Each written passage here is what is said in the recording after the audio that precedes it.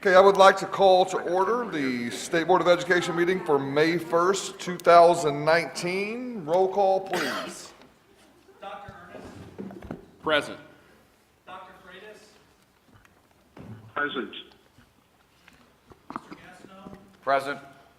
Mr. Henry, Yes. Superintendent McCormick, Here. Here. Mr. Walker, Present. Ms. Wicker, Here. Dr. Yeager, Here. Mr. Watts. Here. If you would, please join us for the Pledge of Allegiance. I pledge allegiance To the flag of the United States of America and to the republic for which it stands, one nation, under God, indivisible, with liberty and justice for all.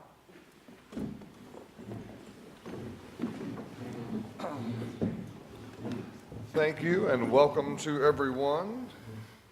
Is there a motion to approve the agenda? So moved. Second. I have a motion and a second. All those in favor signify by saying aye. Aye. Opposed? Aye. Sorry. So ordered. Is there a motion to approve the minutes from the April 10th, 2019 meeting? So moved. So moved. Second. I have a motion and a second. All those in favor signify by saying aye. Aye. Opposed? Sorry, I'll pause more, gentlemen. So ordered. Statement of the chair. I do want to first of all recognize Dr. Yeager. I understand that this will be your last meeting with us because you will not be able to make next month's, but your service to the state and the students should certainly be recognized. So I appreciate that. I know that your partner in crime there said, she's like, I have to sit beside Steve, so can we move these things, please? So certainly appreciate your work, and I feel like that needed to, certainly, I wanted to make that said. Thank you. It's So, been a great experience. And Good. I appreciate when I think a couple of meetings ago or last meeting, I said, you know, we think differently among all of us at this board. But one thing we have in common is girls and boys are first. And I think that's the important thing. That we can think differently, we can have different opinions, but when we focus on girls and boys, that's what it's all about. So I appreciate the acknowledgement, and I'll be in Nebraska next month, so well, I hope you're doing fun stuff. I am. Good.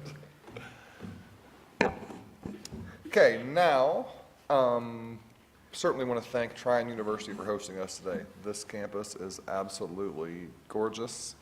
We enjoyed our tour of the education facilities this morning. Your students were absolutely amazing ambassadors, so Dean, you should be very, very, very, I know that you are proud, but I don't say those things lightly. So to the students that were there this morning, you made it very, very enjoyable, and it is a testament to the work that you're doing here in your School of Ed. So thank you for that. Dr. Brooks, President Brooks is here. Welcome. Thank you for having us, and we'd love a statement from you if you would, please.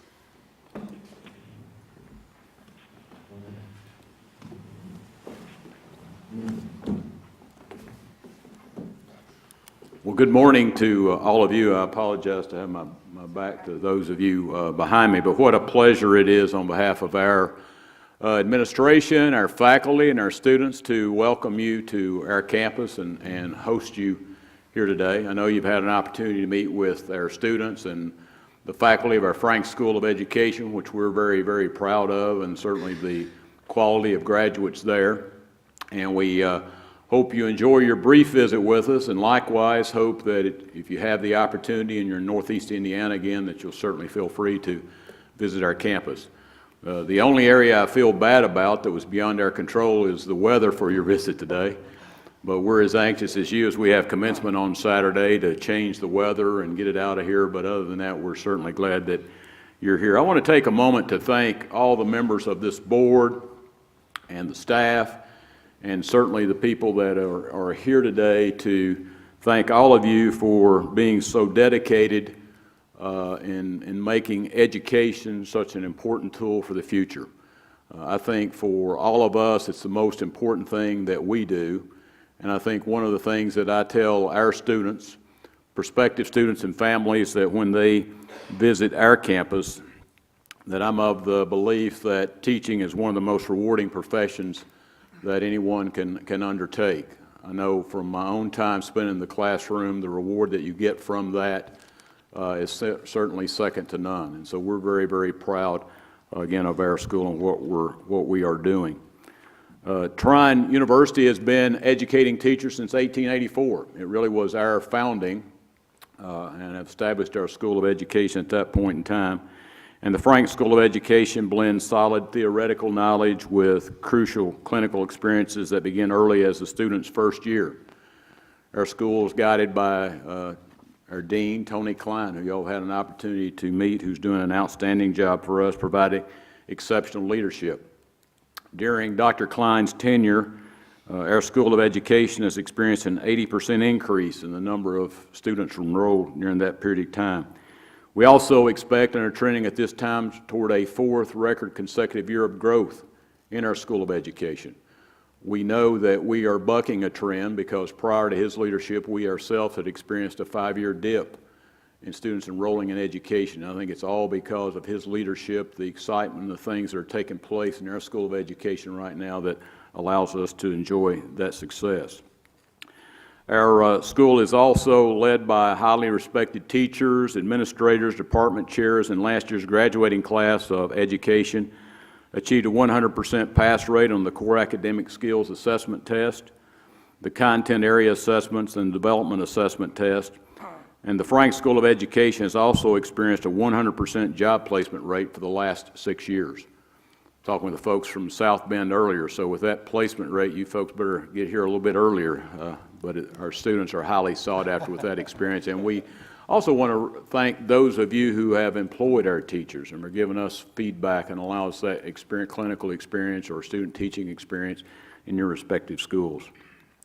We also strive to provide numerous opportunities to promote and prepare not only our college students, but also high school students to the importance of education.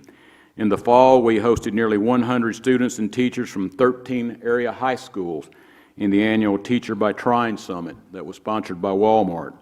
Students participated in breakout sessions led by our School of Education faculty on topics such as logical consequences in a classroom setting, adopting a growth mindset for students, engaging students and needs that must be met for students to perform at full potential. And this opportunity provided high school juniors and seniors from around the region to learn more about the qualities and the strategies in effective teaching. And this past year, a group of freshman students on our campus from the Frank School of Education completed a pilot program that provided unique experiences to better prepare them to become effective teachers. These students were part of Trine's first living learning community on our campus. That experience included weekly meetings as well as activities, including workshops on explicit bias, coaching, strengths and cultural responsible teaching, visits to Makerspace at the Ryan Park Elementary School in Angola and the Timothy L. Johnson Academy in Fort Wayne, as well as Google education training. So our Frank's School of Education, our current students and faculty are doing some very important things, some very amazing things, but I think most of all, they are certainly impacting the quality and the growth of education. So again, I want to thank all of you for being here today. It's an honor and a pleasure for us to host you and have you here. And if you would permit, we'd like to close. We've put together a short video just to tell you a little bit more about the university and our Frank School of Education. But thank you so much for being here, and thank you again so much for all of your work and dedication to education. We very much appreciate it and support you. Thank you. President Brooks. Welcome to Trine University. It's indeed an honor to host the Indiana State Board of Education today. We're passionate about training the next generation of teachers and are proud of the many accomplishments of our Frank School of Education, which include earning Council for the Accreditation of Educator Preparedness accreditation for all of our licensure programs, which is powerful national recognition for meeting rigorous professional standards. We're also proud that we're among the smallest programs in the state to meet or exceed such high standards, achieving a 100% job placement rate for 6 straight years and a 100% pass rate on state pedagogy tests over that same period, ensuring that our students spend 800 to 1,000 hours or more in diverse schools starting their freshman year. Maintaining a 9-to-1 student-professor ratio in Trine education courses. Enabling our students to earn esteemed Google Classroom certification even before they graduate.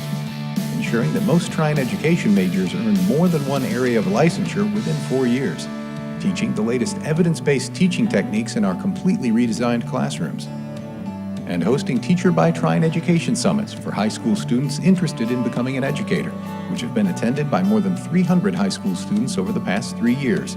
These are the primary drivers behind our significant growth. Our Frank School of Education has achieved overall growth of 56% over the past 3 years, while the number of entering freshmen has grown by 84% over first-year students entering just 2 years ago. This passion and commitment that have transformed the Frank School of Education is the same energy that's revitalized campus with more than $155 million worth of campus enhancements and facilities over the past 17 years, including the new Thunder Ice Arena, MTI Center, and leading-edge classrooms in the School of Education. This commitment to excellence has made us the fastest-growing private university in Indiana. Again, welcome to Trine University, where our students learn without limits, something we call a Trine thing.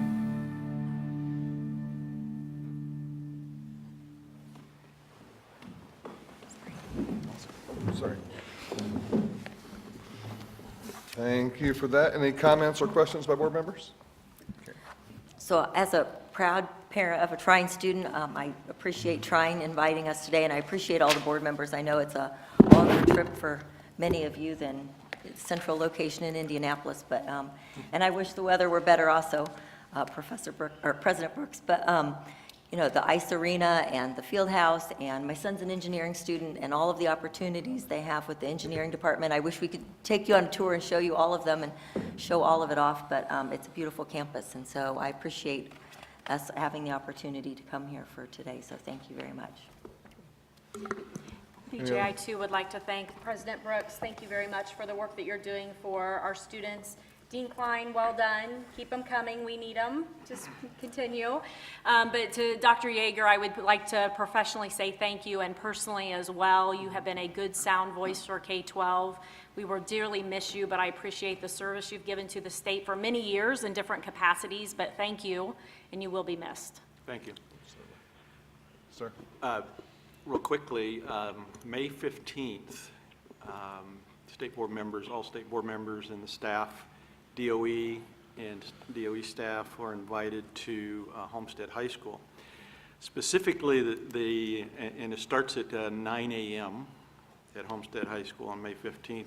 Dr. Ginder, Park Ginder, has initiated a program probably 6 years ago that now has developed into something that is, he travels to the United States presenting this program. It's called his Senior Experience, which essentially, in Reader's Digest terms, is college experience within a high school building, in a high school day. Look for it to be 3 or 4 hours in length. If you could please let Leanne know, Dr. Kwiatkowski know, and even if your plans change at the last minute and you can show up, please go ahead and come. We just want to give Park, Dr. Ginder a heads up on approximately how many people will be coming through. But he'll have us tour the facility, the classrooms. We'll see the schedule that the students work with. We will talk with students, of course, instructors and administrators, but just as importantly, we'll be talking with parents who have had students go through the program, are currently in the program, and where they are now. But the advantage that senior experience gives to those students and a leg up as they enter their first year of college. And I've also invited the Dean of Education here and his staff. They'd like to come. So please feel free to come, and if your plans change at the last minute, show up anyway. Be a great day and a great experience, something new and different that isn't happening hardly anywhere in the United States. It's a good program and a successful program. Okay. Any other comments? Tony, and then Gordon, you are next. Is everyone hearing the amazing acoustics in this Performing Arts Center? I don't know how we're ever going to go back to having meetings in the state government building. This is just fabulous. I'm going to have to come back for the Dionne Warwick concert. Or maybe President Brooks will just come up and sing. But I do want to commend President Brooks and Dean Klein for some amazing cutting-edge innovation on teacher training. I mean, what I saw today has just been very impressive. I am particularly excited about the idea that you all may venture to be our first undergraduate program in Montessori licensing here in the state of Indiana. That is just fantastic. I've seen so many great reasons for students interested in teaching to take a real hard look at Trine University. I mean, 100% passage rates, 100% employment rates. I mean, who does that? So that's really fantastic. And I'd be remiss to say that it doesn't really stop there. They also have Education One here, which is, in my opinion, our most outstanding charter authorizer in the state of Indiana. I see Emily Gaskell here and Lindsley Omlers on mother duty now, but I also want to say thank you to them for all the great work they do. And it's a pleasure being here again. Thank you. Gordon? Good morning, everyone, and sorry I cannot be with you today in person, but please be joining in on call today. I have three separate points. First, I want to make sure the board is aware that the House and Senate of the Indiana General Assembly adopted Senate Bill 567 on virtual education.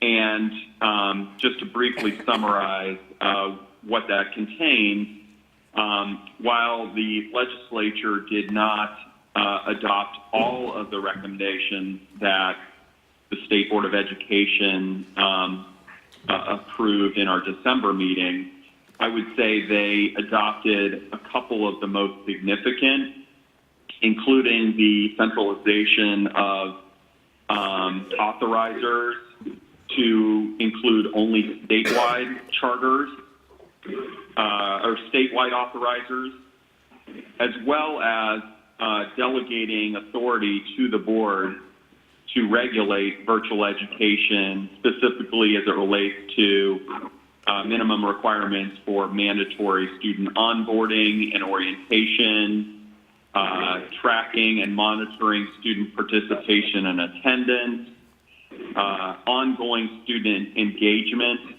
in counseling, and staff policies. So I think, first off, it's currently on the governor's desk, and I'm assuming that the governor, who's been supportive of this legislation, will sign it. So I think this represents a significant achievement of the State Board of Education, and I just want to thank all of you for your support throughout the process, and last December in approving recommendations to the General Assembly. It led to something real and significant and important. And I also want to just publicly thank the governor for his overall support, as well as the leadership in the House and Senate, as well as all those who voted in favor of this legislation. Secondly, I want to take this opportunity to make sure everyone who is listening or watching at home or there knows that this week is designated as Days of Remembrance for the Holocaust.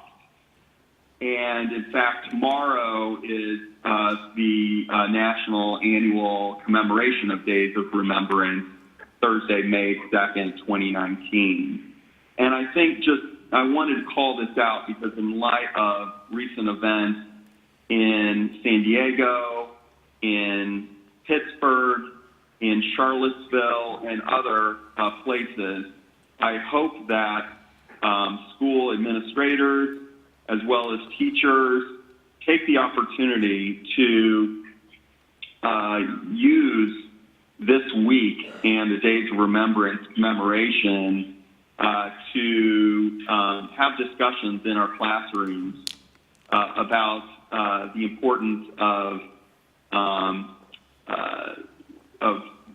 recognizing what happened and that why we as a nation should remember this history and the importance of making sure that it does not happen again, and that we encourage a community of acceptance, of inclusion, and I hope that that's something that is focused on this week. And third, I want to just say that I appreciate the service of my colleague, Dr. Yeager, and it's been an honor and a pleasure to serve with you, sir, and thank you for your service to the state of Indiana, and wish you all the best going forward. Thank you. Thank you, Gordon. Any other comments from board members? Seeing none, we have no public comment, so we will move on to the consent agenda. Move to approve. Second. I have a motion and a second. All those, is that roll call, Brian, or roll call? All those in favor signify by saying aye. Aye. Aye. Opposed? Consent agenda is approved. New business, South Bend Transformation Zone. Welcome. Just wanted to give a brief introduction before passing it over to Dr. Todd Cummings and the representatives from South Bend Community Schools, as well as we also have folks here from the expert partners that are supporting this work. This has been a long process, but an important process, a strategic process. We entered into an MOU 2 months ago at the business meeting, and this is the result of the work that is, the finishing touches of the work that has been put in over the last 2 months. You have a transformation zone plan that includes an MOU with a newly formed entity that will autonomously operate the 5 schools that have been designated into the transformation zone in South Bend. It is a truly innovative and transformative model.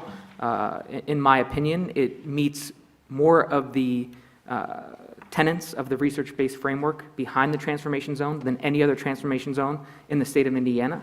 And that is because the needs in South Bend were unique to the other transformation zones in the state of Indiana. I wanted to acknowledge that you received an updated memo this morning with 2 specific staff recommendations for your consideration. The staff does recommend that you approve the transformation zone plan as the approved intervention for Navarre with 2 requirements. The first one being that the performance framework outlined on page 7 of the transformation zone plan be developed in consultation with State Board of Education staff and then brought back to the board for approval prior to the beginning of that getting kicked off, so next school year. And then second, and that is to ensure that the data that is being regularly updated throughout the process, not only the 2- and 5-year benchmarks we all agree on and can hold the intervention accountable. And the second is that because of the important role the executive director of this new organization will play, operating 5 schools autonomously is going to require tremendous leadership to empower teachers and leaders in those buildings to really make school-based decisions. And because that individual is going to be critical to the success of this intervention, staff also recommends that the new South Bend Zone Board consult with State Board of Education staff in the selection of that individual, and the final selection of that individual be subject to board approval. The details to be worked out as they work out their process for recruiting and selecting that individual, but want to make sure that the board has a voice in that. And with those 2 requirements, it requires no changes to the plan or the MOU, because these are agreements between the state board and this new 501c3 board.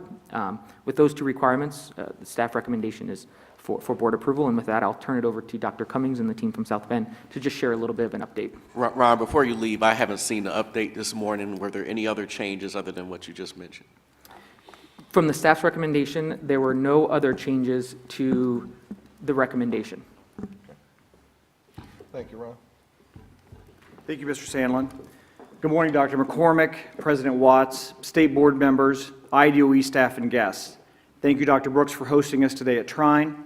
Thank you, Dr. Klein. Dr. Klein and I taught together him fourth, me sixth, many years ago, and back then we even knew that he had great things in his future. He's done terrific work. My name is Todd Cummings, and I'm the Deputy Superintendent of South Bend Schools. On July 1, I'll become the 26th Superintendent of the district. I'm thrilled to be here today asking the board to approve our Transformation Zone Plan. I'm joined here today by board members Ms. Leslie Wesley, Ms. Dawn Jones, and Mr. John Anella. I'd like to begin by thanking our team in South Bend who've worked diligently on this Transformation Zone Plan for Navarre Middle School and its 4 feeder schools, especially South Bend Schools Board of School Trustees, whose unanimous vote on Monday to approve the final plan was a brave and innovative step forward in educating all of our students to high standards, specifically Board Chair Mr. John Anella and 3rd District Trustee Ms. Leslie Wesley. Thank you to the teachers at Navarre who've done extraordinary work this year. Thank you to retiring Principal Ms. Angie Boozy for your leadership these past 2 years at Navarre. We're grateful for the warm and collaborative assistance and support provided by State Board of Education staff, especially Dr. Kwiatkowski and Mr. Ron Sandlin. A special thank you to Dr. David Freitas, who's worked tirelessly on a Navarre Transformation Zone plan and for whose time and effort we're grateful. Thank you for shepherding the plan to its final stages. We look forward to your continued collaboration and support as we transform not only the 5 schools in the TZ, but the entire district. Thank you to our partners, Rob from ERS, Educational Resource Strategies, and Sarah from Empower Schools. They have been amazing collaborators, embedded with us daily, asking compelling questions about our structural assumptions and helping us learn as they supported us in the heavy lifting of district transformation. But let me be clear about our commitment to the core tenets of the Transformation Zone.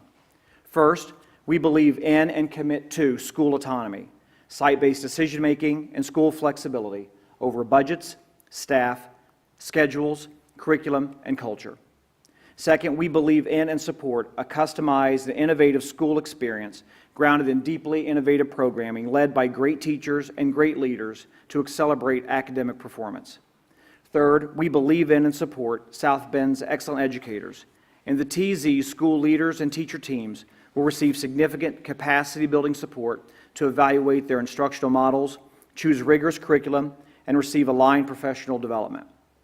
In order to ensure the tenets of the TZ Zone Plan are met, it's imperative to have a governance structure totally autonomous in nature and solely responsible to hold TZ schools accountable for results. In this vein, and to ensure complete autonomy, we welcome the additional oversight and input from the State Board of Education. Our hope is to empower not only our educators, but also students in Navarre and the 4 elementary schools. But for this to happen, we need to be willing to embrace significant change, partner with the community, and work collaboratively to build a brighter future for all of our students. The Transformation Zone Plan represents the bold thinking and action necessary, not just to transform the schools within the zone, but to cascade and improve other schools and the district as a whole. And now I'd like to introduce our partners, Rob Dagnow from ERS and Sarah Robb from Empower Schools.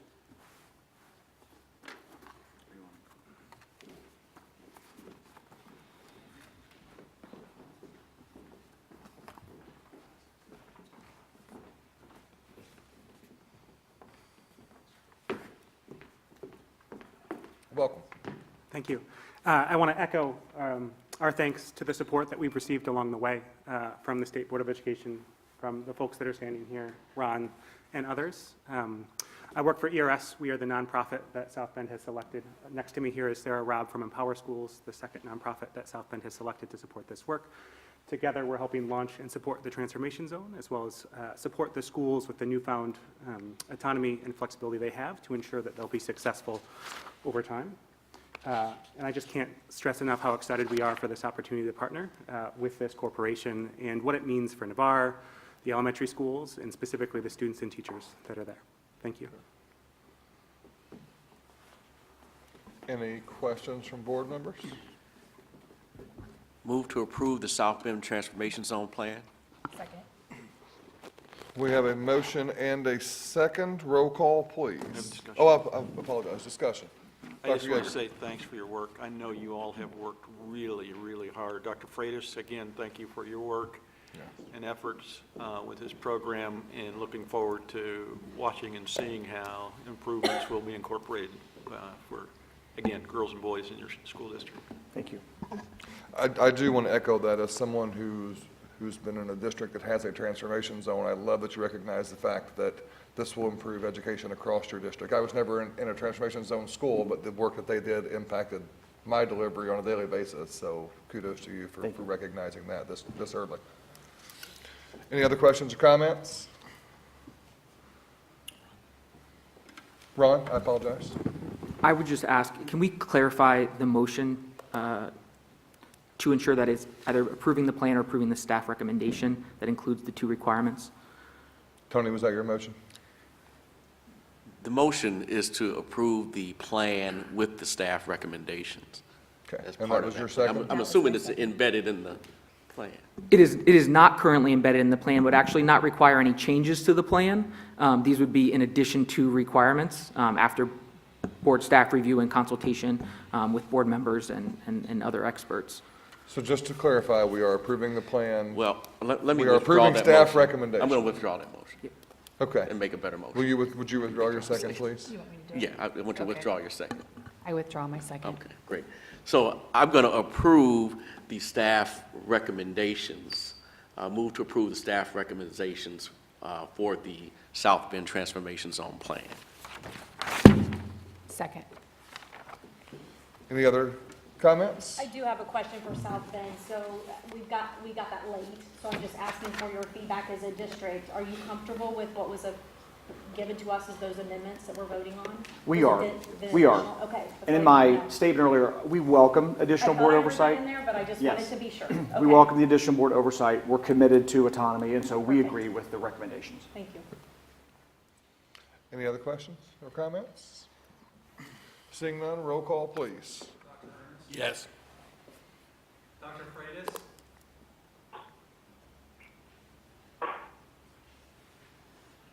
Dr. Freitas? David?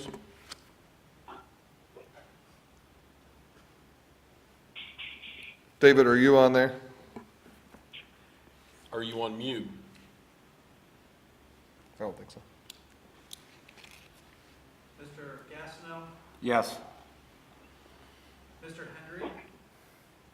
Yes. Superintendent McCormick? Yes.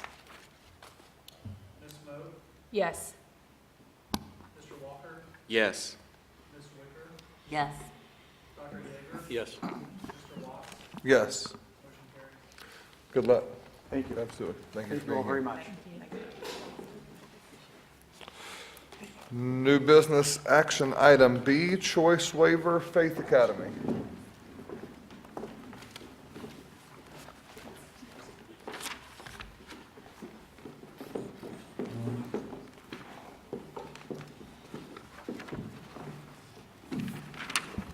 Good morning. Good morning.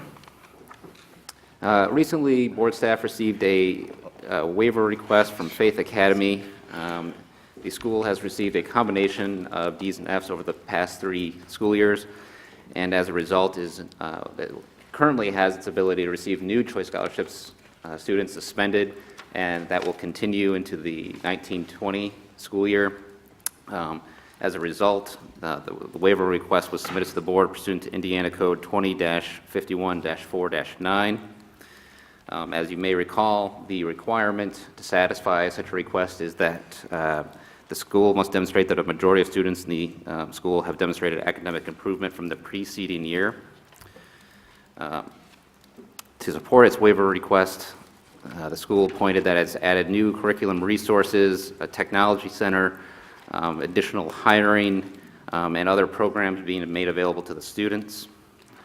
However, while these are certainly good efforts, the school's accountability information has continued to decline from the prior school year, going from a 51.8 score overall to a 46.2%, or 2 points. And that decrease was mostly fueled by a decrease in student growth. As a result of these indicators, it does not seem that the school has demonstrated that the majority of students have, in fact, demonstrated academic improvement from the prior year, and the recommendation is that the waiver request not be granted. Any questions? Any questions by board members? Seeing none, is there a motion? So moved. Is there a second?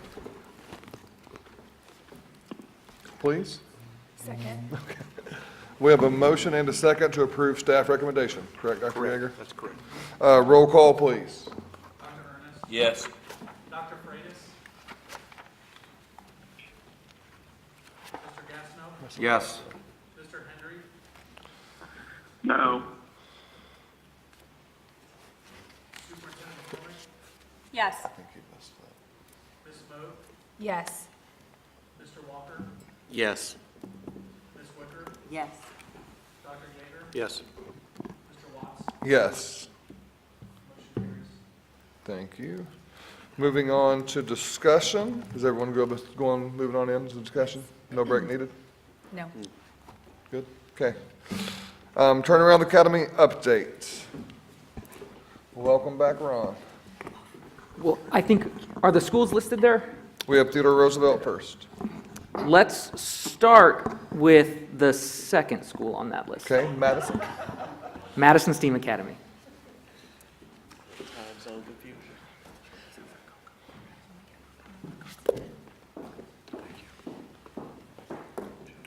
Will you let us know when you do? Thank you, sir. Thank you. Thank you, sir. Thank you. These are for Kokomo. He's giving us one. You're going to grab a copy of that. I don't have it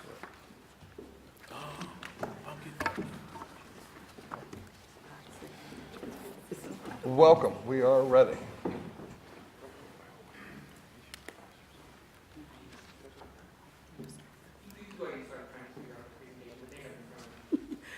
Awesome. Good morning. Good morning. Good morning, Board President Watts, State Superintendent McCormick, and members of the board. We appreciate the opportunity to provide this transformation update to the board today. Today's presentation will include a brief overview of the 6 pillars of transformation, along with a review of the performance benchmarks and performance indicators which guide our work towards transformation. We will conclude our presentation with highlights and reflections of our work thus far and review our next steps to continue the transformation at Madison STEAM Academy.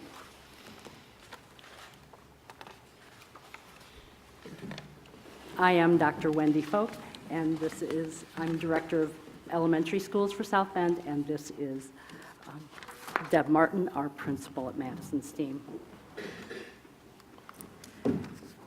Madison's transformation plan is built on 6 pillars, which include increasing the effectiveness of Tier 1 instruction, increasing principal leadership, increasing teacher self-efficacy and developing teacher capacity, empowering students to own their own learning and growth, to increase parent engagement, and also transform the school into a district magnet and model of change. Which one did you hit? To the middle? Okay. We set out our performance goals. 1 year ago, we became in front of this board, and we shared the performance benchmarks that you see here. With 2017 baseline scores well below state averages, we were pleased to realize an 11% gain in ELA I-STEP plus scores in 1 year, and an even greater 16% increase in math in 2018, well on the way forward to our 2-year benchmarks. As you can see, our performance and growth improvements from 2016 through 2018 clearly indicate the power of our transformation. from high growth in the bottom 25% of our students in 2016 to high growth for all students in ELA on 2018. Similar growth and performance improvements were observed in math over the same 3-year time period. This high-level growth in 2018 was evident that we had increased the effectiveness of our Tier 1 instruction as well as our Tier 2 interventions.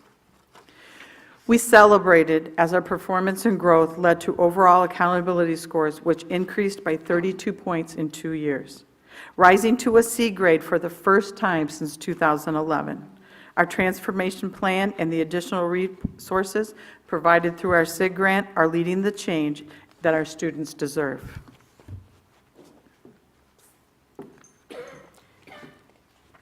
As we continue on the path of transformation, we're monitoring and utilizing multiple measures for student growth and performance. Today, we'll briefly review data from last year and the current year for these leading indicators.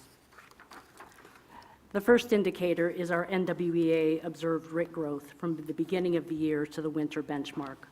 Last year, we exceeded expected growth in 7 subject areas across grades 2 through 4 in our primary school. This year, we added 5th grade as we became an elementary school and saw greater than expected growth in 4 subject areas across the grade levels. Since the middle of the year NWEA assessment, we have focused additional resources and coaching in our 4th grade to realize the gains we expect to see with these students. In addition to NWEA at grades 2 through 5, we monitor M-Class, TRC, and DIBELS data to track foundational reading skill development in kindergarten and 1st grade. It is important to note that this year's kindergarten enrollment has increased by 20 students in 1 year. As we examine our beginning of the year kindergarten DIBELS result for this year, we see that we have a greater number of students approaching, meeting, and exceeding the target as in the previous year. The dip in proficiency at the middle of the current year has led to additional focus on phonemic awareness and phonological awareness and phonics instruction as those skill expectations continue to increase from the beginning of the year. At the 1st grade level, we have increased enrollment by 40 students this year. Again, our beginning of the year TRC assessment indicates an increase over last year's BOY performance, but a dip in the middle of the year data has led teachers and coaches to greater focus on effective small group guided reading instruction to increase students' reading levels. Again, the 1st grade DIBELS data provides insights into improved beginning of the year data, which we attribute to the greater gains coming from last year's kindergarten students. With 40 more students in the 1st grade this year, we're also working hard to bring those students who are new to Madison up to grade level proficiency through targeted interventions and parent engagement. A third leading indicator we are utilizing comes from MindPlay's My Virtual Reading Coach, an adaptive Tier 2 reading tool which provides individualized support to increase reading fluency and comprehension skills. As a Tier 2 intervention, this data represents only students who scored below the 60th percentile in reading on the NWEA benchmark. We are paying particular attention to the growth for Hispanic students who represent 29% of our student population at Madison, and Black students who represent 51% of our student population. In this slide, you can see that 17% more students have reached or exceeded reading proficiency since the beginning of the year, while 15% fewer students are in the critical range. Our Black student proficiency has also increased, with 9% more students meeting or exceeding proficiency and 20% fewer students in the critical need. The final indicator we highlight is our student attendance tracked by month. We understand that chronic absenteeism greatly reduces students' potential success, so we are pleased to see monthly attendance rates stabilizing and increasing to greater than 90% in the current year. At the same time, we are seeing a decrease in the number of student office discipline referrals and suspension rates over the course of this year as student and family interventions are implemented.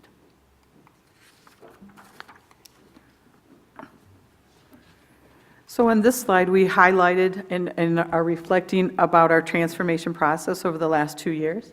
You can see the increased accountability grade from F to a C, as we discussed. We added a second math coach. We want to keep increasing those math scores.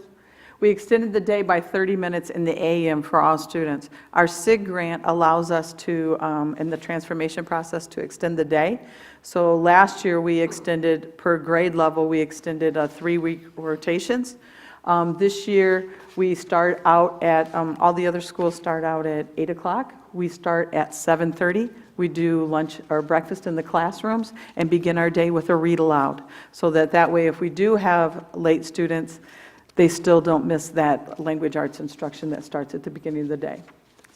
We have increased family engagement. We are happy to announce that Madison STEAM Academy has its first active PTO that I have ever known of. So that's a big thing for us. We also have partnership with South Bend Housing Authority. Our students come from 2 of the major project areas in South Bend. We service the homeless shelter, Hope Rescue Mission, the YMCA. So we were happy to partner with the South Bend Housing Authority to support our parents as partners in our education for the most at-risk students. That has been huge. We were lucky to also include in our Title I funds 2 retired principals, and they do an excellent job for us and are there weekly to meet with those parents to see if there's parent needs that are keeping the children from being successful. We partnered with Cultivate Culinary and provides additional nutrition students on the weekend. So we have 100 hot dinners that go home every weekend. They're actually repurposed food, and all the parents have to do is heat them up in the microwave. So there are 8 dinners that go home every weekend, and it is food that is good for them. It's actual whole meals. You get, like last week, they had pot roast and spaghetti with hot dogs. So this has been a major thing for us. The only thing that the parents need is a microwave, and we have partnered with Best Buy and other companies that if a parent doesn't have a microwave, then we get them a microwave. Focus 2018 increased instructional day is planned to support sustainability after the SIG grant, but also included some challenges. So even though we are writing on our morals from last year that we were a C, we also recognize that we have things that we're going to have to correct if we want to keep that C and maintain that C. So these are increased, one of the struggles that we have had, and these are several, we have increased enrollment by 176 students. And actually, we probably enrolled 20 more in the last 2 weeks. So our school has almost doubled. So we went from, because we were a pre-K to 4 last year, so we lost that 176 is true kindergarten through 5th grade students, where last year we also had pre-K students. So we had about 150 pre-K students. So in that count, it's actually 150 students plus 176 students. So we have 56% of students are new to Madison. So that means they have not had that enriched STEAM learning that we have had before. They have not had that in their hands-on experiences. So that has presented a challenge. You can see a big discrepancy between the kids that we have had and learned that design process and that thinking process to the new students that are now plopped into the grade levels. To what do you attribute the increase in student population? Focus 2018, and part of the SIG grant was that we changed to an open enrollment magnet school. So parents were allowed to come in, and after our last state board presentation and our hearing, parents wanted to bring their kids to Madison. So it was a good thing for us, but also brought its challenges. So at the beginning of the year, when teachers aren't available and stuff like that, we're trying to hire because our enrollment was increasing, and we're getting, kids were enrolling after Labor Day, and we had to open another classroom. And so that has presented challenges, hence why we have a huge population of first-year teachers. In fact, I hired 2 December graduates, so also a high number of EP licenses. So the new teachers to our school do not know STEM units of study. they don't know how to do that either. So we're trying to train them while we're helping them be successful. May I ask a follow-up on that? Yeah. please? If you know it, generally, where are you hiring your graduates from? Honestly, What schools of anywhere education and are you everywhere. hiring? Anywhere and everywhere we can find them, yes. Todd has been very good in recruiting as fast as we can. We have a couple of feeder schools, St. Mary's and IUSB are right in our backyard. So we're calling them, and the recruiters that Todd has in HR, they're calling them, and like I got 2 graduates that were student teaching in my school. So we're also very lucky that those student teachers are coming to South Bend schools. So we have field experience, student teachers, and you can watch their progress, and we're trying to place them in our most needy schools. Yes, sir. One, I appreciate the fact that you have a bullet point that talks life, what I would call life after SIG, because I think, having lived in that world, I think that's an area where people forget that you have to figure out how do you sustain. So how would you, and I know you have the sub-bullet points there, but have you identified those areas where you really think that your improvement has come from? And then do you have the support, and are you going to be able to make the hard decisions to be able to continue the things like the extended day and then figure out the PD part that you have on there, right? Because you can't give that up and still have that, right? Do you feel like, where do you feel in that process? And again, that's just me digging a little But it's deeper true into facts. something that I think is so very important that research nationwide would tell us that schools forget, right? Right. We tend to fund our underperforming schools the best, which is interesting to me, and then we take it away. I just want to dig a little deeper with you if you could. So I hear that as a twofold question. First, what do we do with life after SIG? Is that a true? Yep. So in our SIG, we have a full-time social worker currently. So the first 2 years after SIG, we will still have a full-time social worker, which is huge. We haven't discussed extended day yet, but we're in between 2 superintendents. That is a discussion that we will have. And as Todd presented, or Dr. Cummings presented in the transformation zone, he is very open and collaborative. I can go to him and say, these are the things I need, but he's been extremely busy right now with the transformation zone, so we haven't done that, and I'm sure we will. But we've also put in things, for instance, where we've tried to be hardcore in the SIG into things that aren't things that we can't reduplicate, okay? And these are things also that we have done, and they've worked, and we've shared them with other schools, and now they're doing. For instance, part of our behavior health was adding Meridian to our school. That was a partnership that we collaborated with. And since then, I think about 6 other elementary schools have added Meridian. It's very easy because it's cost effective and cost neutral. It's a mental health place that all they require is an office in your building. You know, so that can continue. The extended day is going to be the hardest. Same PD is happening everywhere except for the STEAM, and that's just requiring your teachers to come, and I can put that in my regular Title I funds, so that will be sustained. The extra coaches and stuff, I think as we go, hopefully you don't need them as much. Some of these things we hope that we don't need. MVRC showed great improvements when we kept it as a Tier 2 only intervention. Some of the new mandates were that you had to get an engaged 30 minutes. That engaged 30 minutes was costing us 2.5 hours. And I think that's been addressed, so we won't have that. So I think those are all things that shows the collaboration of South Bend schools and how when we see something isn't, we're going to try things. And as we try things, some of the things are going to be awesome and some things aren't going to work. So the things that aren't working, we're going to get rid of. But I think that in our SIG grant, in working with Title I, we just came back from the Title I conference, we are looking at making sure the things that we have put in place are things that are sustainable and can be reduplicated someplace else. Thank you for that, and it just, I would And I just forgot the encourage, second part of your question. no, that was really good, but just keep life after SIG Yes. on the And we whiteboard, were right? lucky in that we got a 3.1 million, which we bought the things that we needed up front. But our school did not have the one-on-one technology, so that was the huge piece that we bought up in front. But now, they have received grants and funds, and the whole corporation, the elementary schools have one-on-one.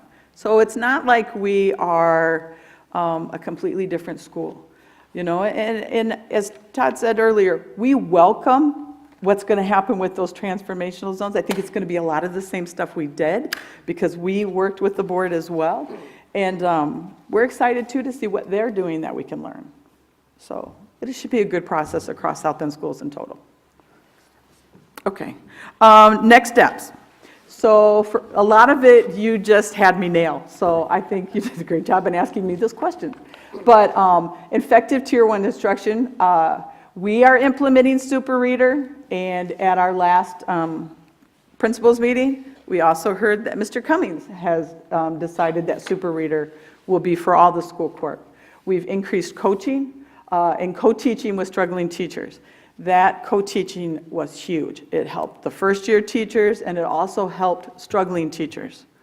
We know that at-risk kids can pose different kinds of problems, and so those teachers sometimes struggle, especially when they're new or EP.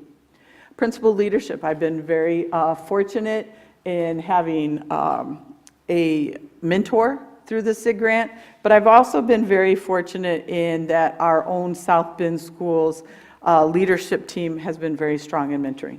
I think we have a strong mentorship program within our school corp, and I'm excited about the future of that.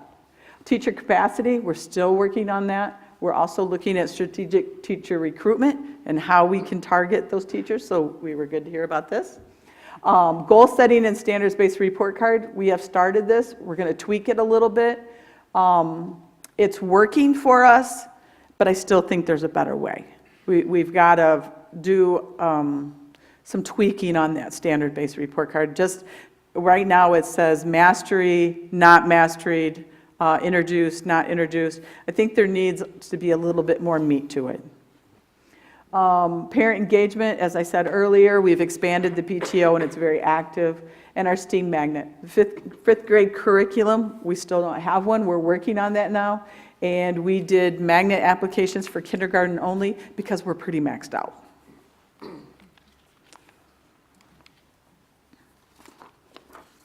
What questions might you have? Questions by board members? No question, but just way to go. Thank you. And thank you. You know, I want to say this. If you don't know me very well by now, you know I speak my mind. As you know, I speak my mind, and I'm going to tell you honestly. And from the first day when we did our hearing, I was very honest about it. We have a lot to do, but we are not an F school. We are an F school because of a state grade that doesn't represent us. We are going to come up to a C, we may slip to a D, we may go to a B, but we are going to keep doing the things that we are doing with conviction and with the support of South Bend Schools that we have. Well, you two and your team are go-getters, and Thank we you. do appreciate Thank you that. very much. And, I appreciate it. The effort that you're showing, and you're a good role model example for your staff. Thank So you. keep that up, and they're going to follow you to further success. Thank you. Thank you very much. And thank you.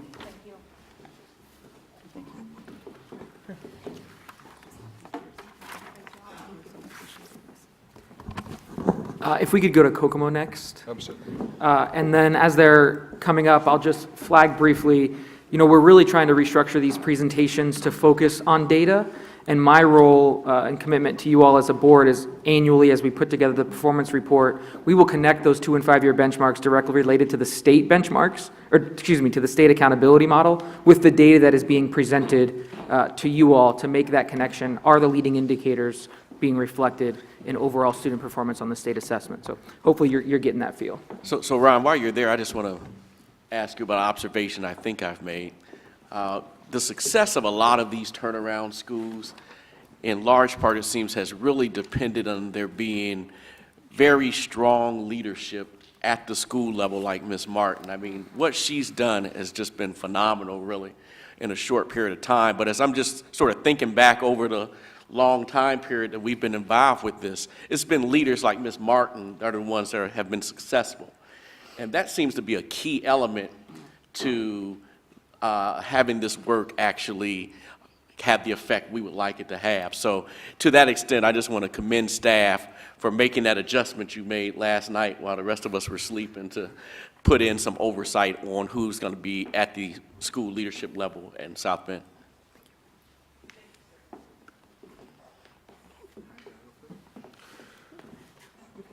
Jeff, you going to start us there? Well, interestingly, no, I'm not allowed to speak today. So good morning, Board. I do want to give special thanks to Board Chair Watts, State Superintendent McCormick, obviously Dr.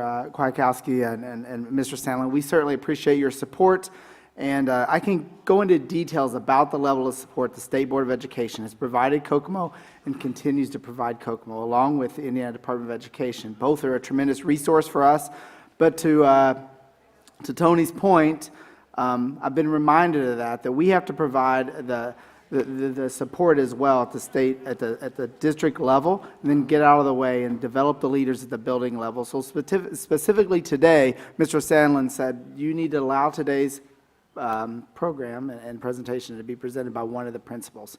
So I wanted to welcome you guys and thank you for allowing us to be here today, and then turn it over to Amanda Landrum, our principal of Bonnier Middle School. So thanks. Or if you want to take the opportunity to sing a tune, Jeff. I don't know a Deanne Warwick song, so we'll take chorus. and I'm definitely no Motown singer. Neither am I. Welcome.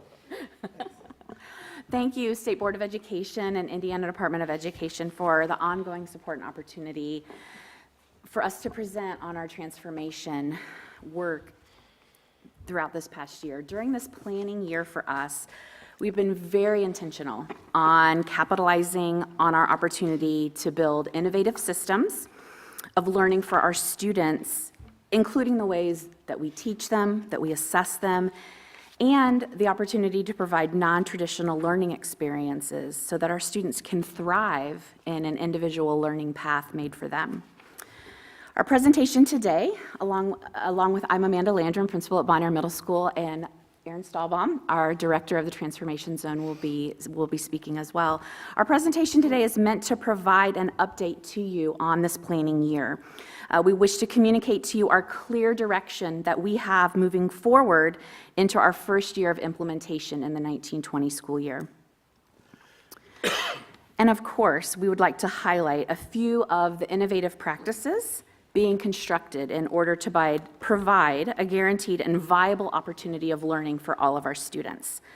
We will be presenting some qualitative data associated with our 2- and 5-year benchmarks, but it's important to note that we're currently norming our system of data analysis through triangulation in order to implement that system of data analysis during the 1920 school year. So a more detailed progress of our goals can be found in the provided impact analysis report that you all have received. And specific data points are in there in order to track the progress on each goal associated with the 16 levers in our Transformation Zone plan. We will just be focusing today on a few. If we could go to the next slide. Oh, I have the clicker? Okay. The Transformation Zone in Kokomo School Corporation consists of Bonner Elementary, Pettit Park Elementary, and Bonner Middle School, with both elementary schools feeding into Bonner Middle School. As demonstrated in our impact analysis report, these 3 schools are focusing on transforming education for students within 16 levers of focus. These 16 levers fit into 4 umbrellas: addressing barriers for student learning, optimal learning environment, teaching and learning, and talent development and operations. As such, these levers serve as the filter by which decision-making occurs in order to ensure a strategic and systemic plan is the focus for our transformative implementation. This roadmap is on the back of the book, right? would be great. And we'll tell you so that you can kind of follow along if you want to make notes.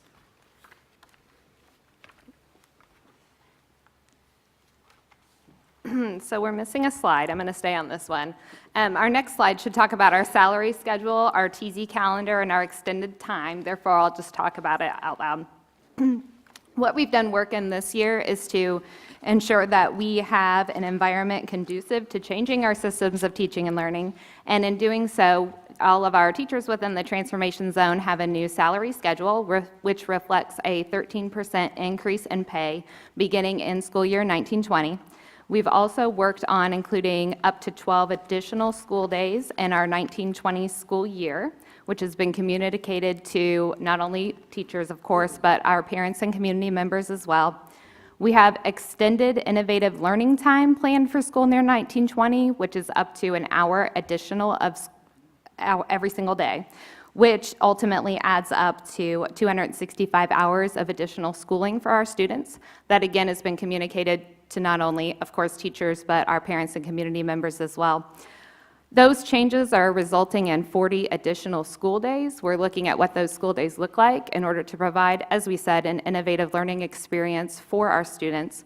When we look at changing our systems of teaching and learning, if we don't also look at our operational changes, then we're really just looking at doing school the same way, when ultimately our transformation zone goal is to do school differently for students because we know that they need it.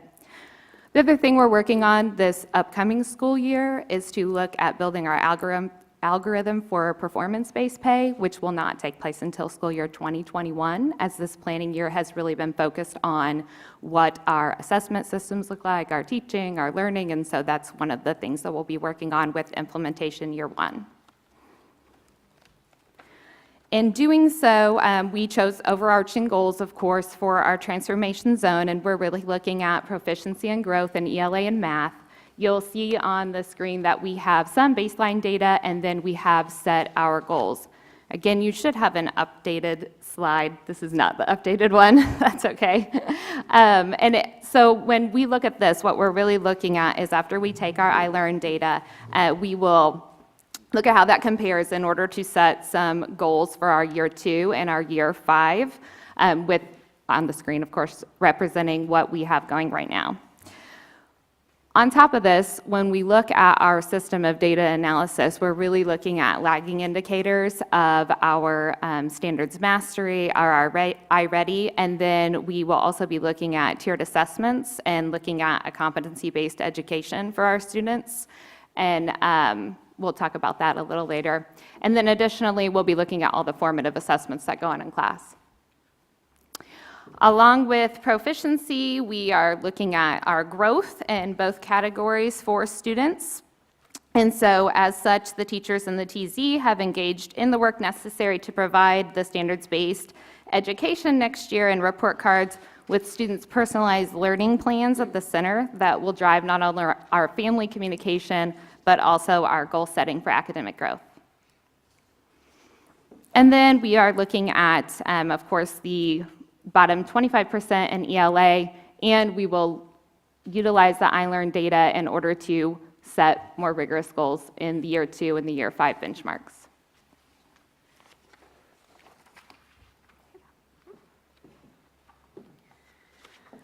So as I mentioned earlier, we're working on our system of data analysis and what is that going to look like and how are we going to prepare our teachers for the system of data analysis. So in doing that, this year, our teachers have focused on the following data to begin formulating and supporting every student's individualized learning plan. So in our academic system of data analysis, we have iReady interim tests, which are given 3 times a year, and we have standards mastery tests, which are given at the end of each unit of study. And these assessments have been given to students over the past 12 months, and our focus has been on a deeper understanding of data analysis for our teachers. We then are working on tiered assessments created by the teachers with support from administration and equitable education solutions for each priority standard in our curriculum maps in order to identify and track student growth on the academic standards. Our teachers have had additional professional learning opportunities on the second Saturday of every month this school year, and that has allowed them time to create these meaningful and rigorous tiered assessments for implementation in the upcoming school year. Lastly, we have our formative assessment data from classroom teachers, and we are engaging our teachers as well in dynamic professional learning cycles to help them identify high-yield formative assessments to utilize in their classrooms. Because we want to, again, support them in this triangulation of data analysis to inform their instruction and decision-making. Also within the transformation zone, we are intentionally focusing on the student as a whole and their development, socially and emotionally. So in order to support our social and emotional system of data analysis, each teacher is focusing on the following data in order to formulate and support those individualized learning plans. We have attendance and referral data collected through our student information system, PowerSchool. For PBIS data tracking, our elementary schools use a program called Kickboard to track behavior. Our middle school is using LiveSchool, and this PBIS data is coupled with qualitative teacher data collections in order to support our RTI discussions and, again, those personalized growth plans for students. Additionally, in a partnership with communities and schools, each school in the TZ will begin utilizing information provided through a universal mental health screener for each student to support proactive conversations. Students and teachers will also be participating in grit and growth mindset surveys, which have been established in a partnership with Dr. Terry McDaniel from Indiana State University. And that's in order to help us identify and support students, again, in their social and emotional growth. So again, we're triangulating data not only academically, but also socially and emotionally for our students. As we stated earlier, we're currently norming the collection and analysis of these academic and social emotional data points in order to begin the 1920 school year with a valid and reliable system to support students in their individual learning plans. So we'd like to highlight just a few of our innovative learning opportunities for students in our TZ. Under Strand 1 of the TZ plan, addressing barriers for student learning, highlighted on the screen are targeted actions taken under Lever 3, social emotional learning and trauma supports. In order to support educators in understanding the importance of research and the transferability of implementing practices into their classrooms, we've focused on the following during the 18-19 school year. Teachers have participated in professional development and understanding brain research and poverty's impact on the brain. They have participated in unpacking and discussing the IDOE pre-K to 12 social and emotional learning competencies to be included in their unit design. We've unpacked and discussed the Indiana employability standards as well in order to craft theories of action behind intentionally embedding those employability skills into what's going on in the classrooms and into their unit design. And lastly, under Lever 3, we're using well-managed schools, and all teachers have received professional development on the well-managed schools program, and that will support them for transfer into the classroom with classroom management. So as indicated in your impact analysis report, our measurable outcomes, we'll be looking at, it's not on there, okay. We'll be looking at those personalized goal-setting outcomes for students in relationship to that universal screener. We're going to be looking at their social and emotional learning. We'll be having those data discussions. We'll also be collecting and analyzing growth of social emotional learning strategies in classroom environments and how they are impacting student development, both behaviorally and academically, and what's that correlation. And lastly, it's going to, the response to intervention trend data we'll be looking at on both knowledge and implementation of teachers in order to connect to percentage of students in each tier of support. And this will be research that will be completed along with Dr. Bradley Bulch of Indiana State University.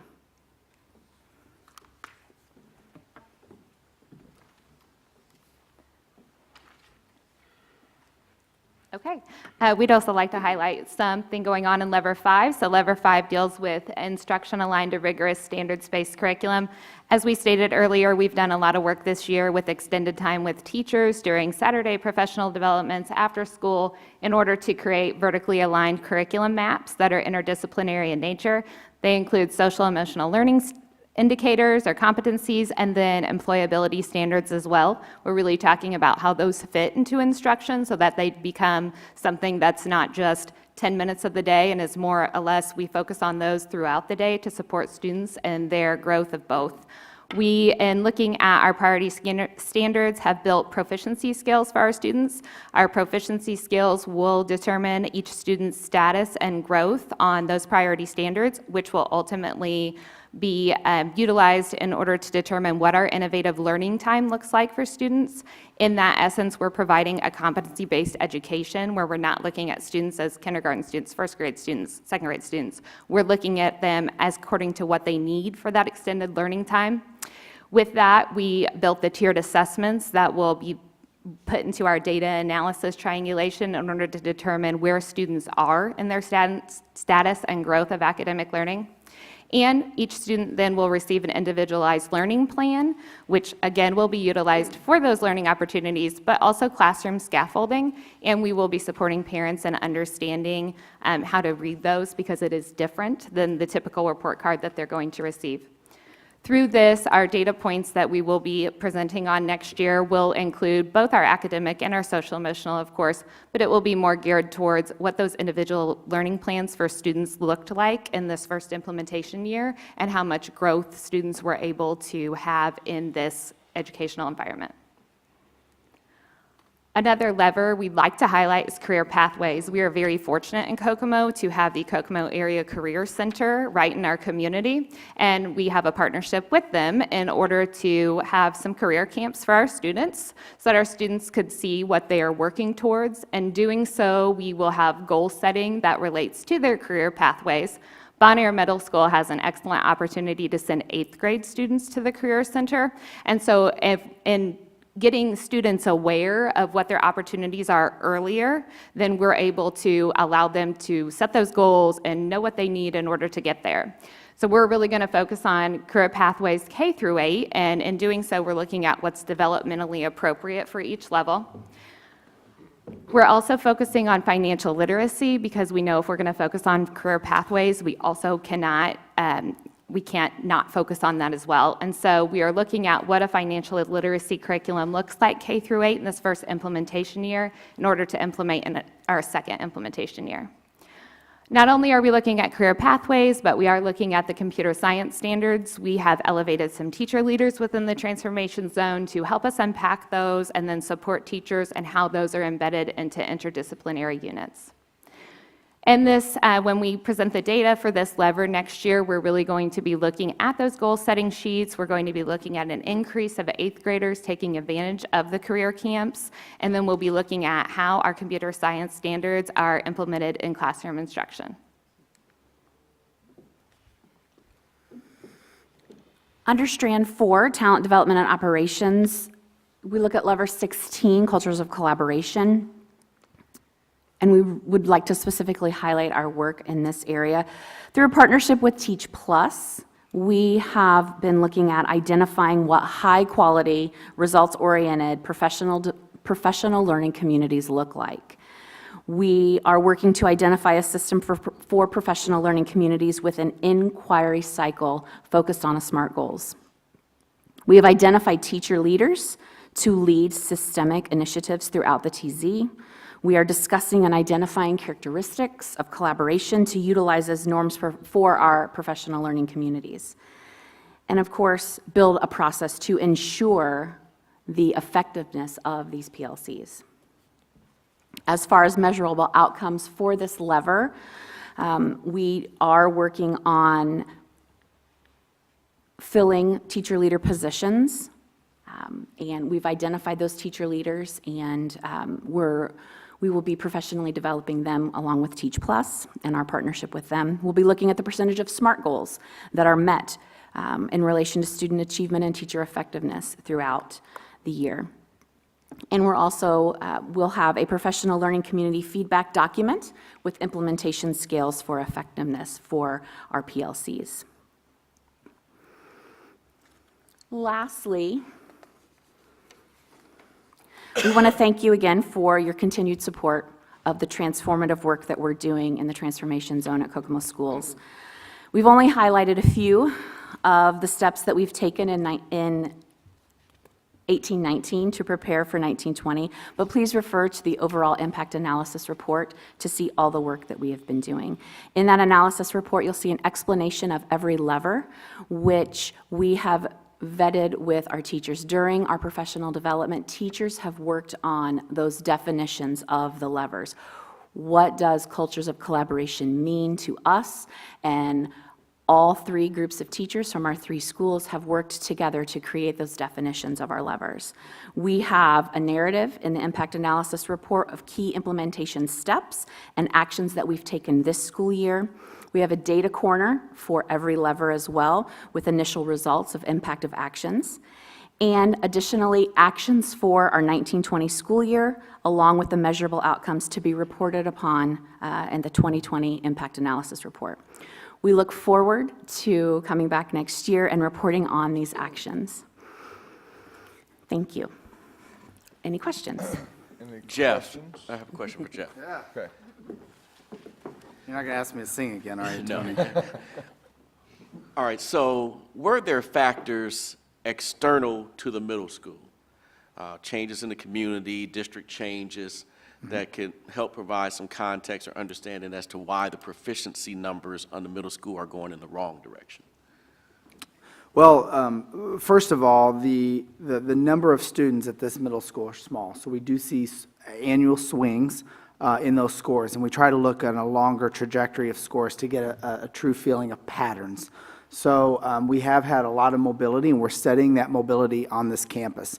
We have a tremendous number of students coming in and out on an annual basis. High poverty areas, we often see that. So, and we also know that if you look at this year, which is a planning year, we are putting systems in place throughout the year. The teachers have done an amazing amount of professional development.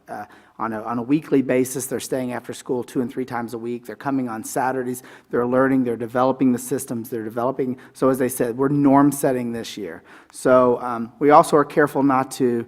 We celebrate the progress from on a 1-year benchmark basis at our other 2 elementary schools, but we also know that the work of the transformation zones is just we're in the building stages. So that's why we were careful not to take credit for the growth, the complete credit for that growth on a 1-year basis. We're really focused on what those scores are going to look like over 3 to 4 years.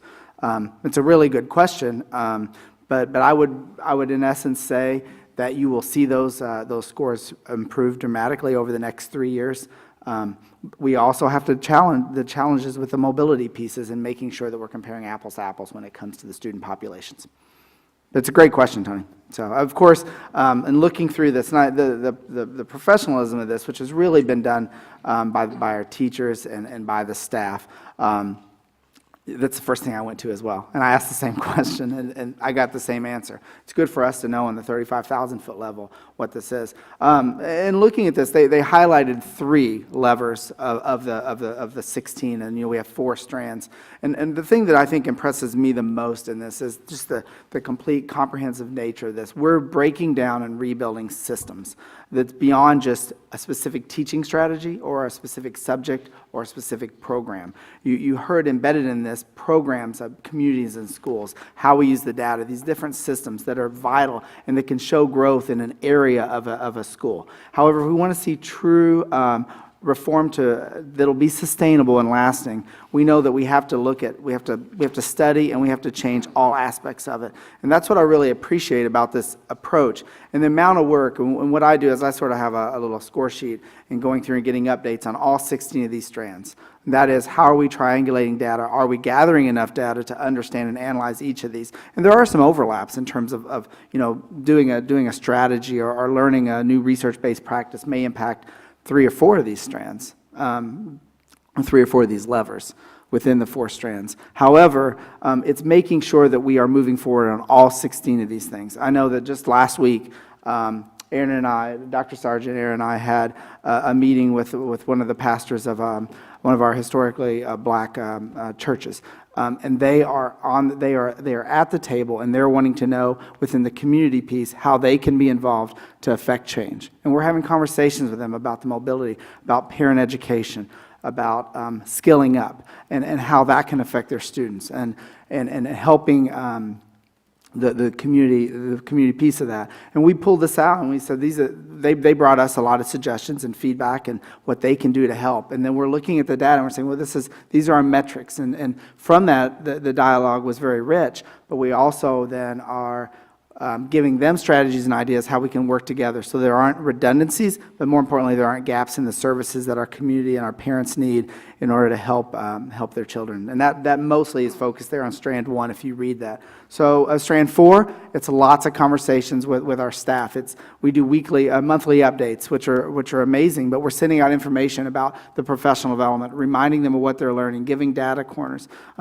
We've been, in the last 4 months, just focused on getting school ready for next year. We've had to rebuild our entire transportation infrastructure. As you can imagine, we have longer school days. So that means they're going different times. We have more school days. So these students will be going to school 192 days, right? And each of those days is 30 to 45 minutes longer. We know seat time matters if that seat time is based upon specific strategies and skills. It can't just be, an additional study hall or things like that, which it would never be. So we're building an entire new program, and that's where they gave you some of the data on the number of hours our students will be engaged, the number of days the students will be engaged in working, but then also what the liaisons between school and home look like. And so we in essence, we're rebuilding and being very intentional about what we teach and how we teach it, and what the students are coming to school, how they're ready to learn, how we work with the students on the metacognitive skills that they need, and then what the teacher leadership development. Because if it's going to be sustainable, and your next question should be, how is this sustainable? Well, our investment up front is really on bringing in the research, bringing in, we have an additional level of administrative support with Aaron to make sure that we are meeting these things and that we're doing these things and getting them implemented. Our task on the back end is to make sure it's sustainable. We wrote the goal intentionally, having conversations with the Board of School Trustees and with the teachers union saying, you have to understand that 20% of this grant will drop off every year, and that 20% we will infill in our budget.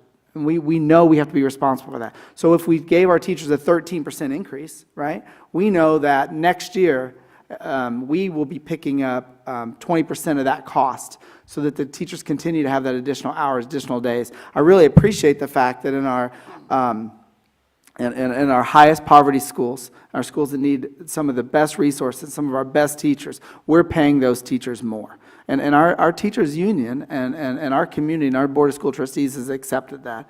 And so we have a different pay scale. It tops out at about $10,000 more than in other schools. And the reason is we're investing in those teachers. But we have to make sure that investment isn't just based on the resources you have provided us on a short term. I mean, 5 years is a short term if we're in this for the long game. We've also had to make sure that we've been sustainable, not just in our budget and our prioritization of our future funds, but we also are very sustainable with checks and balances at the building level. And that's why we're developing a team of leaders that go beyond the principal that speaks, with our facilitators, other administrative staff, teacher leaders, to make sure that many people can complete that, can answer your question, and can complete a sentence, because it cannot be based on just the principal or just myself, because, we sin. Well, you answered my question another 3 hours going to ask, so thank you. Is that right? Is that your way of saying stop talking, Tony? Because, Was this produced in-house?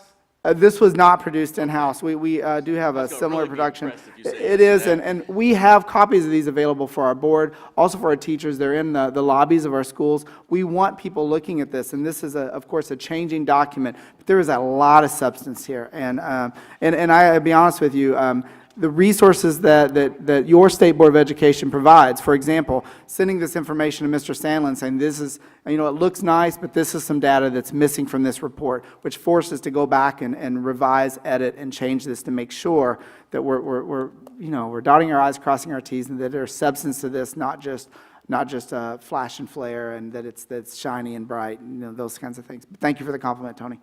I think you were going to ask a question. Oh, I don't get to call on you, sorry. No. Mr. Watts. Sorry. Mr. Watts. So my question question, Jeff, is that increase in pay, if I heard you correctly, it truly is not just an extended contract increase in pay, but they have a differentiation in that daily rate pay? No. Or is it just the result of an extended contract? We wanted two pieces in this compensation model. So the first, because this was an implementation year, and we don't have the data from their performance next year, and you heard them talk about merit-based pay and what that looks like. So for the first year, the pay differences was based upon their additional hours and their additional time and the additional days.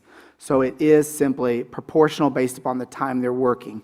Then as we develop the metrics, the second step is looking at the performance piece and what that performance piece pay will look like in terms of future pay increases based upon performance. But for the first time around, we agreed that, it's a significant increase, and they're working, of course, all teachers work beyond their contractual time. So what we are compensating them more because they will have an additional 30 to 45 minutes in their contractual day on a daily basis, but then we also built in those additional days for our students and for the staff.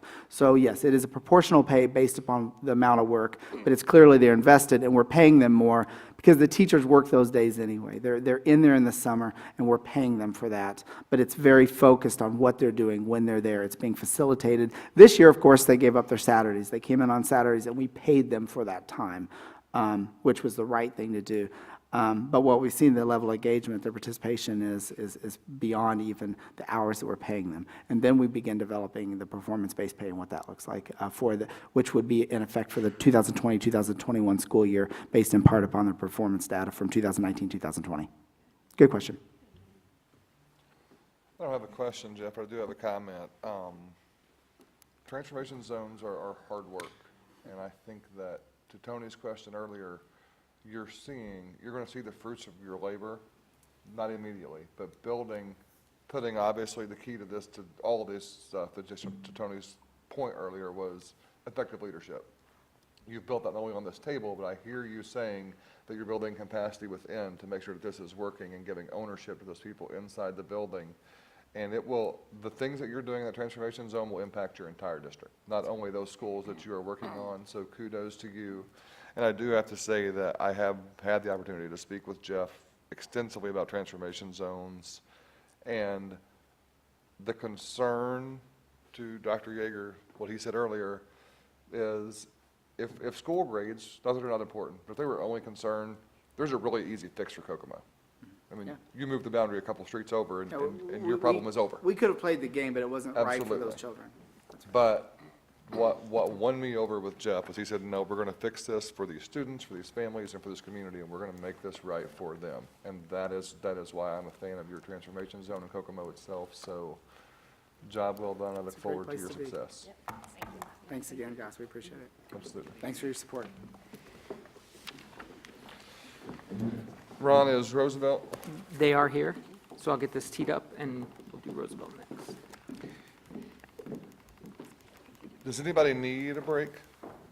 We're at 10:40. You want to take 10 minutes? We're almost done, right? We have, yeah. Roosevelt's all we have left. Let's take 5 minutes. I'll let you get that set. It is 10:36. We'll take 5. We'll come back at 10:41.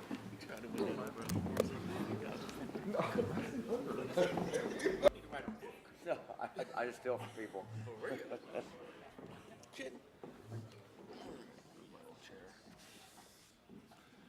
Hey, you need to share the letter that your student wrote with Tony. The one that you sent me, the student athlete. Oh, mental health?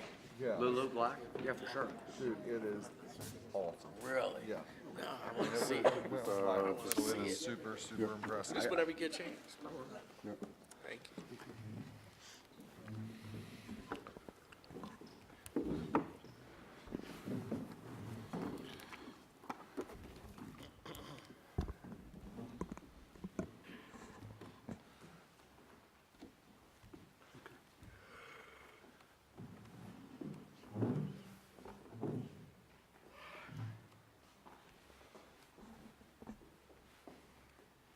Ron, presentation is loaded and ready.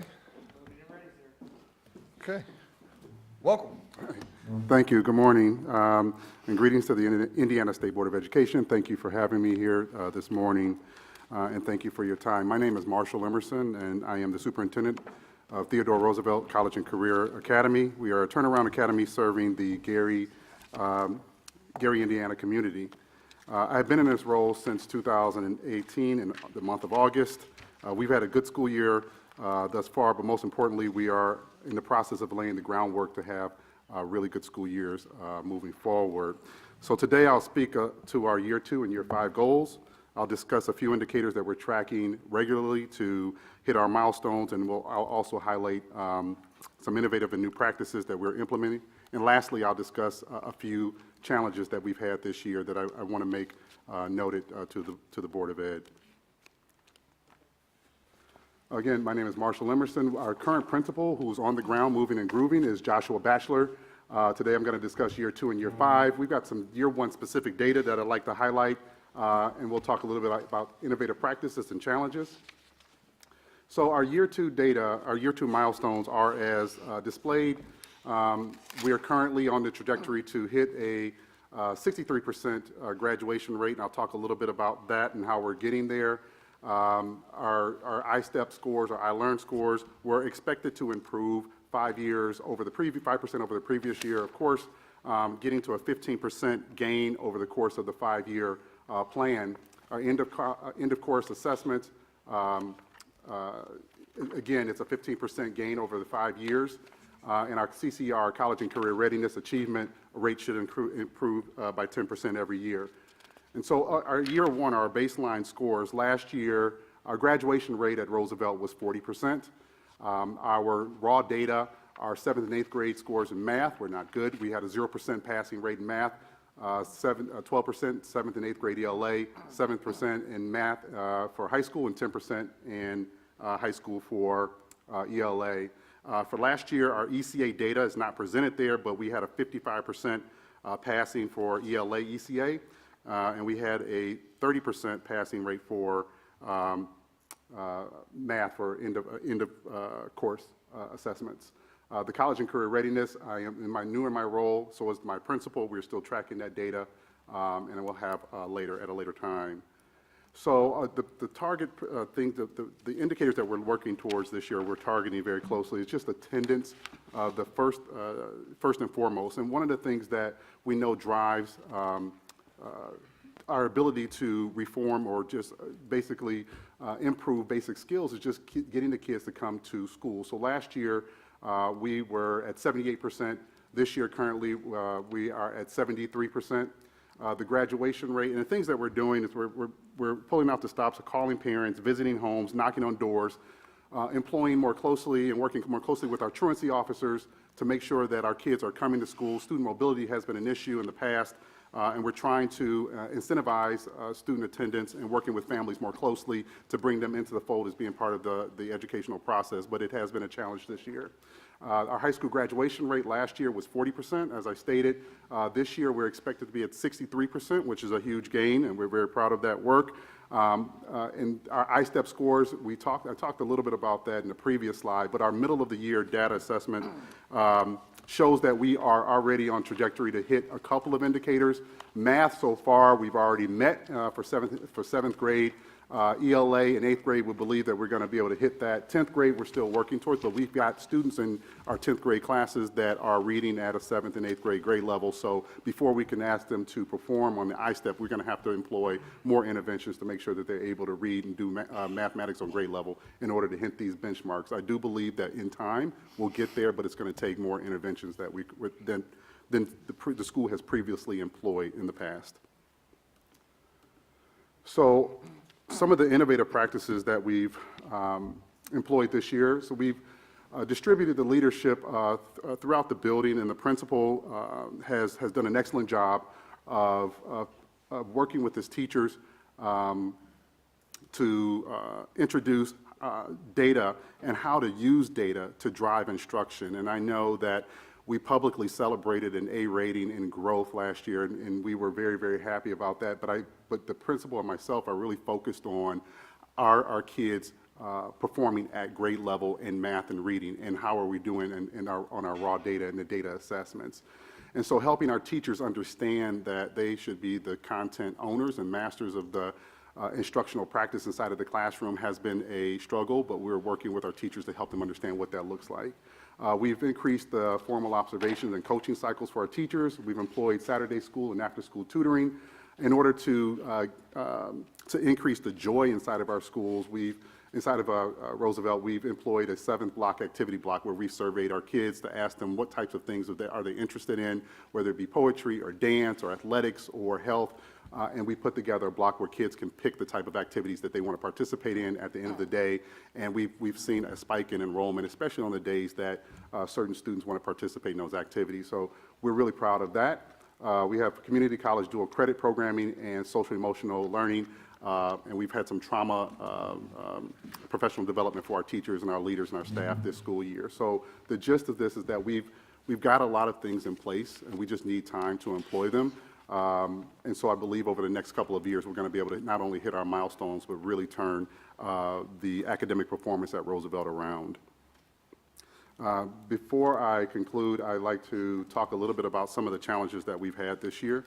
Like I said, I've been in this role since August of 2018, and the school has seen some very unique challenges. My principal started with us as the instructional leader in the building. I recruited him out of North Carolina. He's worked with me previously before, and he's now taken the helm as the leader in the building. But we've had some issues. I'm not going to go through each one of them, but a couple that I'd like to highlight. In December of this past year, in January, our region went through a deep freeze, which destroyed our HVAC system, causing pipes to burst. A lot of the students in the area lost time in class, and we had a number of calamity days because of the HVAC system becoming inoperable. We caused us to lose an additional week. And then we had to relocate our campus. So right now, if you don't know, Roosevelt is located temporarily at the Gary Area Career Center. And we're in discussions to find out where our school is going to be located this fall. And I bring that up as a very unique challenge because it has affected the community engagement piece. It has affected staff morale and because the alumni is extremely strong in that area, they want to know what's going to happen with Roosevelt. And I can talk about all the interventions that we've planned, how we're going to perform well on the iLearn, how we're going to increase our graduation rate. But one of the things that the community wants to know and families want to know is what are we going to do about the building and can we get back to our home campus? And I'm not from the Gary area, but it's tangible. It's like a loud noise that we can't turn off. And so even when we're trucking literacy and mathematics and we're talking to students about coming to school and graduation and post-high school opportunities, it's very difficult because they want to know, hey, what's going to happen with my school, Mr. Emerson? So that's been a challenge for us this year. And so and as of late, we had it at the Gary Area Community Center, and it's almost comical a little bit, but we had an electrical fire and an explosion, which caused our kids to lose another day of school, but luckily we're back in school and back in session. So in spite of all of these challenges, I think that the staff is resilient, the kids are resilient, the community is resilient, and I believe that if we work our interventions and we stick to our plan, we will be able to accomplish our 5-year trajectory and our milestones. We will need the support from the state board and the local area and the community to accomplish this, but we have the right methodology, we have the right instructional practices that we're rolling out in order to get our kids to that next level. But it will take a team effort and a community effort. Again, I'd like to thank you all for your time, and I'm going to open it for questions. Thank you very much. Thank you. Any questions by board members? Well, it's nice to meet you today, Mr. Emerson, and I look forward to working with you on some of these issues going forward. I guess the question I've had for a long time now, what is the end game for Edison here? Yeah. I mean, it's been 7 years since, Edison took over Roosevelt. There's really very little argument, I think, that can be made that the performance is much better. So where do you all want to land? I mean, at the end of the day, it's hard for me as a business owner in that community to come up with a reason as to why that school should even be open right now. Quite frankly, it should have been closed years ago. And it definitely should have probably been closed at least 3 times over the term of the current agreement with Edison. So why are you all still engaged here? What's the district doing? What's the current nature of the relationship with the district? And how do we bring this to a close? Sure. So I'll work backwards. Again, I've been in this role since 2018, and I knew Tom Jackson, the CEO, from my prior life. And I can tell you that I don't have firsthand understanding of what the relationship between the district and Edison looked like before, but I can tell you that it's a partnership now. We're working closely with Paul and Pastor Rick, Eric Parrish, Nakia Douglas. We feel like this is a partnership, and it's a collaborative effort in what happens to the students and teachers and staff at Roosevelt. I think the end game is to continue along this trajectory of making sure that our kids are going off to college or finding or seeking or landing post-high school opportunities. I think Edison has proven through all of the bumps and bruises that it's heavily invested in that community and that it wants to see gains. I mean, your statement at your open was, hey, we know we can't argue that the gains have been made over time. And I applaud and slap the teachers on the back and said, hey, great job with the growth, but let's take a look at this data. Let's take a look at how our kids are performing in math and reading, and can we do better? Roosevelt, I believe, and as you all will know, I was born and raised in Southeast Michigan. I heard about Roosevelt when I was in high school. It's a famed high school, and I believe that the community wants it to continue on. I believe that Edison Learning is the right company to be working in that community. We've not only invested resources, but time and personnel. And this year, myself and the principal and the staff sweat equity into the building and with those kids. I believe that the teaching staff is committed. Like you'll hear, if you were to visit, you'll hear, in spite of all of these issues and in spite of all of the problems that we have at our building, even the alumni will tell us it's not about the building, it's about the Roosevelt pride. And you're Roosevelt no matter where you are. But I know that the parents and the athletes and the community want us to get back into that building. But to answer the question of how we do it, I don't have that answer today. But I know that the end game is to continue along this trajectory, graduate our kids, and stay invested at Roosevelt, and at some way, somehow, get our kids back over to their home campus. And I'm not really sure this is even within our jurisdiction at this point. I mean, I think DUAB, they own that, as far as I'm concerned. Yeah. But at that same time, that building needs millions of dollars worth of repairs. I mean, just all of, literally throughout the winter, it seems like every month there were issues with the students in that building. I mean, it's getting to the point now where just as a building under state takeover, it's an embarrassment, or should be, to the state that we have kids still in that building or thinking they're even going to go back to that building. And when I juxtapose that against the idea that if all of that just went away tomorrow, all of those kids would be in higher performing schools than they are right now. So it just doesn't make financial sense. It doesn't make academic sense to me. And I'm to a certain extent, glad that it's not here at my table to have to take a vote on it, and it's over there with DUAB. But I was just curious, because we're still locked in this relationship and still have to have these reports that, what is the argument for continuing this? But thank you. No, I appreciate it. Thank you for your comments. Any other questions? Seeing none, thank you very much. Thank you. Absolutely. I do have a couple things before adjournment, if you would. The choice waiver for Faith Academy, it's oftentimes difficult to hear when you are on the phone. Gordon's vote was in favor of staff recommendation. He thought that the recommendation, so it's been noted and changed. I just wanted to make that public for the record. And also, Dr. Yeager, again, it has been a pleasure. My dad, his advice was always simple, and one of his things he'd always say was, leave it better than you found it. And that is something that you have certainly done. So thank you for your service to the state and to the students. And I think it would be appropriate, after Carrie's comment, if you adjourned us. No, we have assessment update. Oh. Dr. Flores is waiting in the wings. I'm just trying. Dr. Flores, I apologize. I am so sorry. Not that I don't have wonderful things to say about it. Okay. So we will be next. Okay. Dr. Flores, I apologize. I was checking things off and I missed it. No problem. I can keep this brief. So just in terms of an assessment update, I wanted to note that we have been implementing our 2 new assessments for the last several weeks. IM kicked off a couple of weeks ago, and iLearn started on April 22nd. So yesterday, we completed day number 7 of testing, and I just want to run through a few stats for you just to kind of work through the magnitude of everything that's been transpiring over the last few days. So in terms of help desk cases, those are being managed primarily by the AIR support team.